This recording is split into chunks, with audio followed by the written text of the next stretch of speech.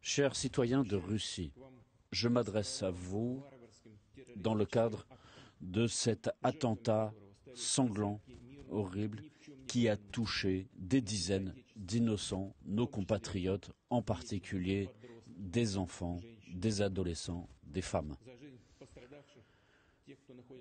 Ceux qui sont gravement blessés, sur le point de mourir, les médecins sont entre les mains des médecins.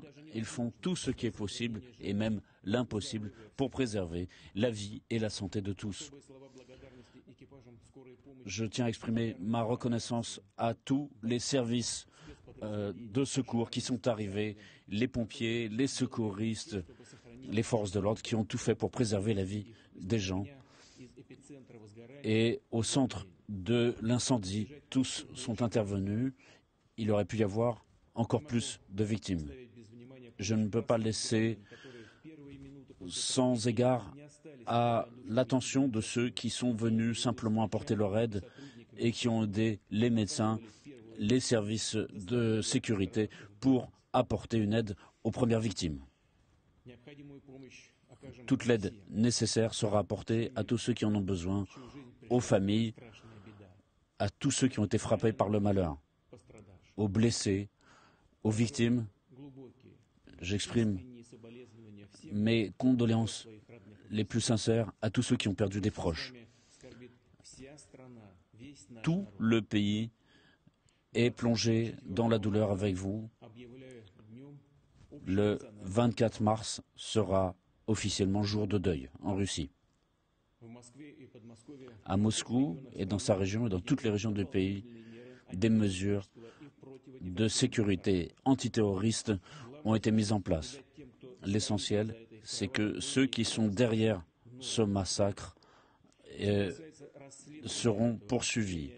L'enquête est en cours et à l'heure actuelle, on peut dire ce qui suit. Les 4 exécutants de ce crime qui ont frappé de sang-froid des innocents ont été arrêtés. Ils étaient en mouvement en direction de l'Ukraine et selon les premières données, une fenêtre leur avait été préparée sur la frontière ukrainienne pour se réfugier.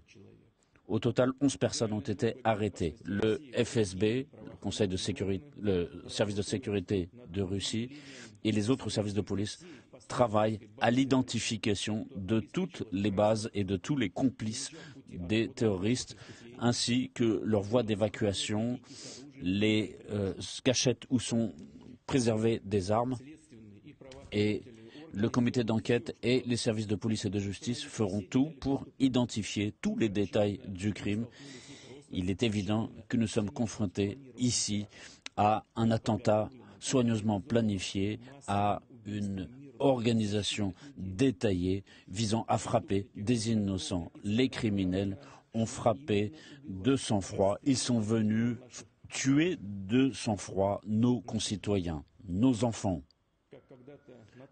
comme autrefois les nazis l'avaient fait dans les territoires occupés et avaient inventé des punitions exemplaires. Tous les organisateurs, les commanditaires de ce crime subiront la punition qu'ils méritent, qu'ils soient. Je le répète, nous établirons et punirons tous ceux qui sont derrière cet attentat, tous ceux qui ont mis en place ce massacre et cette atteinte à notre peuple. Nous savons ce que c'est que la menace terroriste. Nous comptons ici sur la contribution de tous les États qui partagent notre douleur et nous sommes prêts et qui sont prêts en réalité, dans les faits, à lutter avec nous contre le terrorisme et toutes ces manifestations. Les terroristes, les assassins, qui ne sont pas des êtres humains, mais qui méritent une rétribution. Ils n'ont aucun avenir.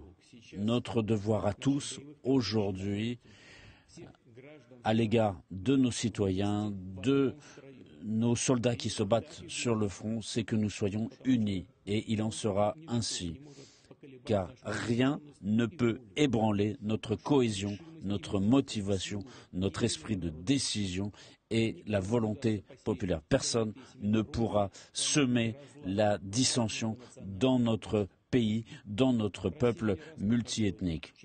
La Russie a souvent traversé des épreuves très difficiles, mais elle a su se rétablir.